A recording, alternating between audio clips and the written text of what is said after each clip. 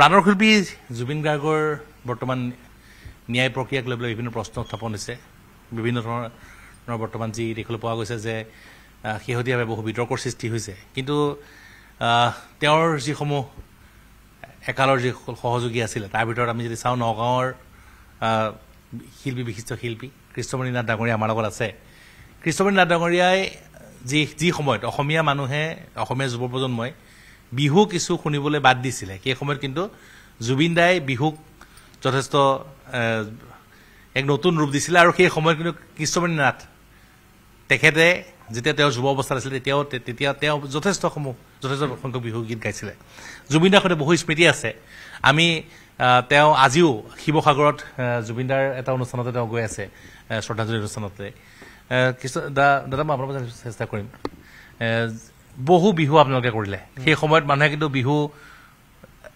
শুনিবলৈ কিছু বাদ দিছিলে যুৱ প্ৰজন্মই সেই সময়খিনিত আপোনালোকে কিন্তু পুনৰ বিহুক জনপ্ৰিয় কৰি তুলিছিলে তেতিয়া আমাৰ যদি মনত মায়া আলোচনী আছিলে সেই সময়ত সেই কথা বতৰা জুবিন দাই কৈছিলে যি তোৰ শহুৰৰ ঘৰলৈ বুলি এটা বিহু গীত আছিলে যিটো জুবিন দাই খুব ভাল পাইছিলে সুৰটো শুনিয়ে জুবিন দাই ষ্টুডিঅ'ত নিজে কৈছিলে যে মই এই গীতটো গাম তেনেকুৱা হয় বাৰু সেইটো গীত গাইছিলে অকল সেইটো বুলিয়ে নহয় আমি বহু গীত একেলগে বাণীবদ্ধ কৰিছিলোঁ ৰাতি ৰাতি ডিজি মিউজিকত আমি ৰেকৰ্ডিংবোৰ কৰোঁ তেওঁ আমি ৰাতি গোটেই নিশায়ে গীতবোৰ হয় তেতিয়া আৰু চবতকৈ ডাঙৰ কথা মোৰ সৌভাগ্য এনে এজন মহান শিল্পী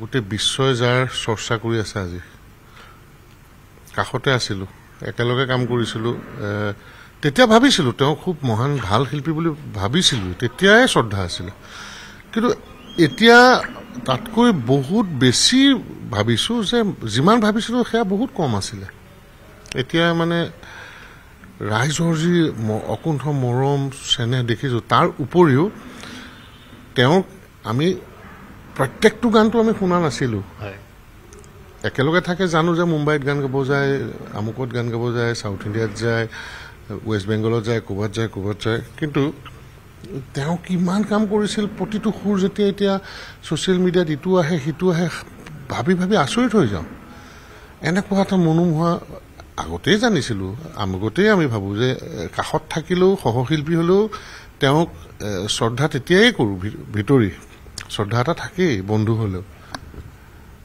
ইমান এটা সুৰৰ অধিকাৰী ইমান এটা কণ্ঠৰ অধিকাৰী তাৰ লগতে তেওঁৰ এতিয়া লাহে লাহে তেওঁ ব্যক্তিগত জীৱনৰ যিবোৰ কথা শুনিছোঁ তেওঁৰ মুখেৰে আনৰ মুখেৰে তেওঁৰ জীৱনটো বিচিত্ৰতাৰে ভৰা তাৰ লগতে সংগীত সাধনা কৰি গৈ আছে প্ৰথম দিনা মই যেতিয়া খবৰটো পাই মোৰ চকুৰ পানী ওলাইছিলে সেয়া আছিলে যিকোনো মানুহৰ মৃত্যুত পোৱা দুখ তাৰ বহিঃপ্ৰকাশ আছিলে কিন্তু মোৰ লাহে লাহে বুকুখনত এতিয়া যিমান দিন পাৰ হৈ আহিছে আৰু সিমানে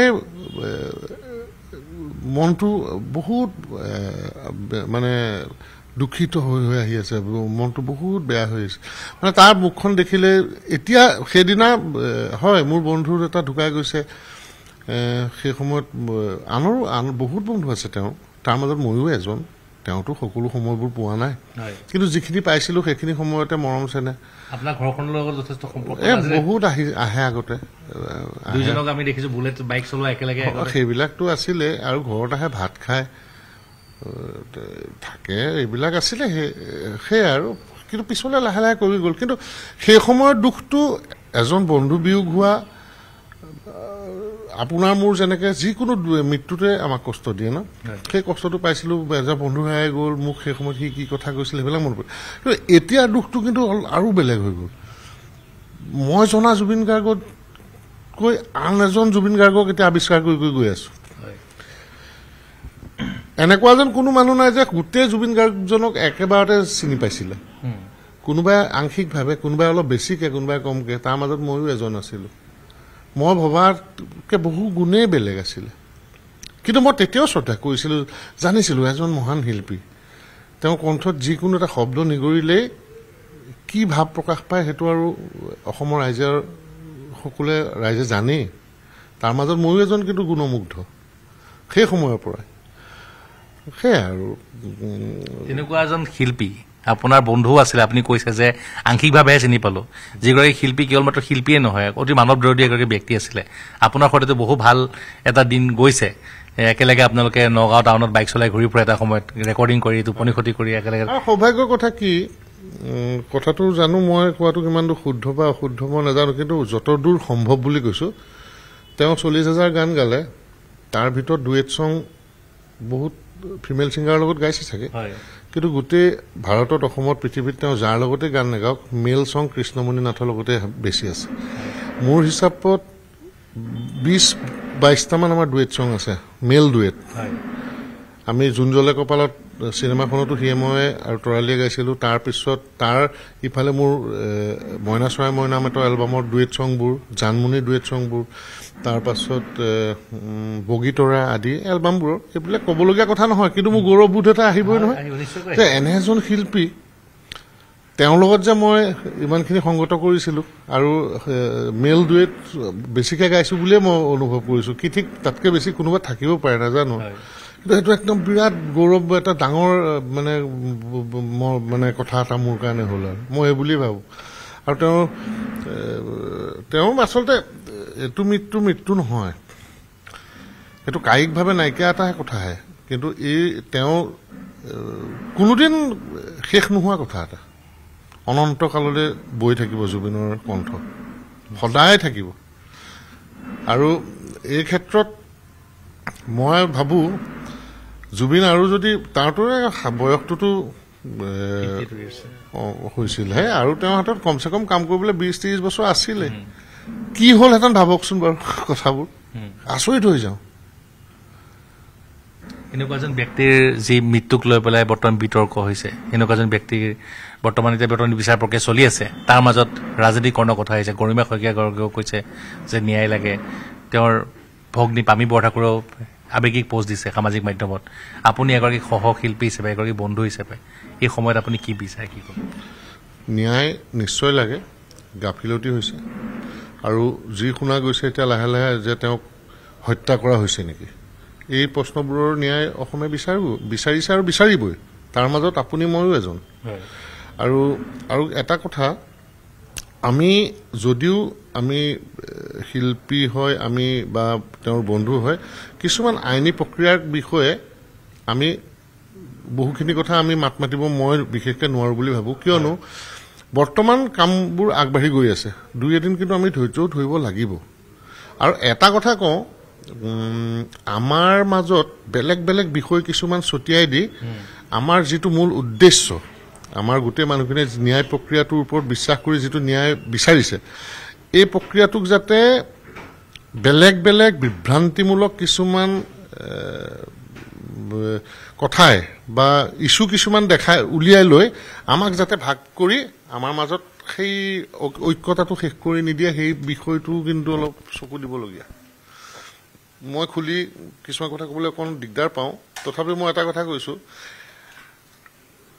এনেকুৱা কিছুমান মানুহ আছে যিবোৰ মানুহে মানে বিভিন্ন সৰু সৰু কিছুমান কথা, জুবিনৰ লগতে লিংক আছে ধৰি লওক কথাটো, কিন্তু সেই কথাটো কিন্তু একো ইমান গুৰুত্বপূৰ্ণ কথা নহয়, সেই কথাটো উলিয়াই দিব ধৰি লওক, সেইটোক লৈ মানে এচাম তাত লাগি গ'ল, আৰু এটা বেলেগ কথা ইফালে উলিয়াই দিলে, ইফালে মূল ন্যায় বিষয়টোৰ পৰা ফালৰি কটাবলৈ কি ঠিক চেষ্টা কৰিছে, তেনেকুৱাও হ'ব পাৰে, তেনেকুৱাও হ'বও পাৰে।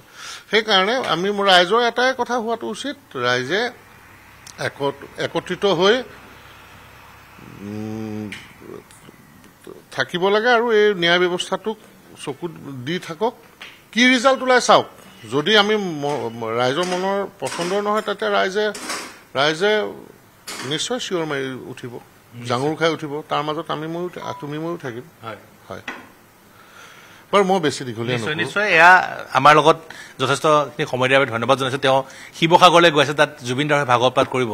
জুবিনদাৰ সৈতে ডুৱেট চং যদি মেল ছিংগাৰে বা যি দ্বৈত পুৰুষ খণ্ডত গোৱাৰ ভিতৰত কৃষ্ণদাই 20টাৰ অধিক গীত বাণীবন্ধন কৰিছে, গতিকে তেওঁ সেই কথাক লৈ গৌৰৱ কৰে। আৰু যথেষ্ট বহু মুহূৰ্ত আছে, সোণালী মুহূৰ্ত আছে জুবিনদাৰ সৈতে কৃষ্ণদাৰ ঘৰখনত। এটা সময়ত জুবিনদাই ৰেকৰ্ডিং কৰিবলৈ আহি পেলাই কৃষ্ণদাৰ ঘৰত নিশা আহে বহু দেৰিকে, কোনো সময়ৰ ঠিক নাই।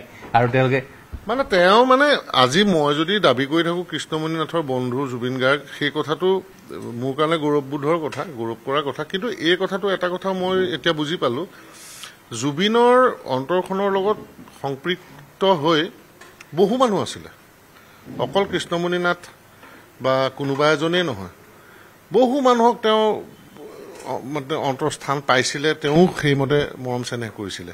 সেইকাৰণে এই বন্ধুত্বৰ কথাটো আছে বাৰু, সেইটো অন্তৰত থকা কথা, কিন্তু তেওঁৰ সম্পৰ্কবোৰ মানুহৰ লগত খুব বেলেগকৈ গঢ়ি তুলিছিলে। আজি মই ক'ম মোৰ লগত, কোনোবাই ক'ব তেওঁৰ লগত খুব ভাল আছিলে। আচলতে তেওঁ গোটেই অসমৰ মানুহৰ হিয়াৰ আমঠু আছিল বুলি যে এনেই নকয় মানে, আৰু সেইটো কাৰণে এনেকুৱা এটা মৃত্যুৰ পিছত আজি হয় হয়। আৰু মই এটা কথা কৈছোঁ, এই মৃত্যু অপৰাজেয়, এই মৃত্যুক তেওঁ জয় কৰিছে, তেওঁ মৃত্যুক জয় কৰিছে। কায়িকভাৱে নাথাকিব পাৰে, কিন্তু তেওঁ মৃত্যুক জয় কৰিছে। আৰু এনে মৃত্যু পাবলৈও শত জনম ল'ব লাগিব এজনৰ। ইমান মৰম, ইমান চেনেহ, ইমান আশীৰ্বাদ আমি দেখাত কেইজনে পাইছে।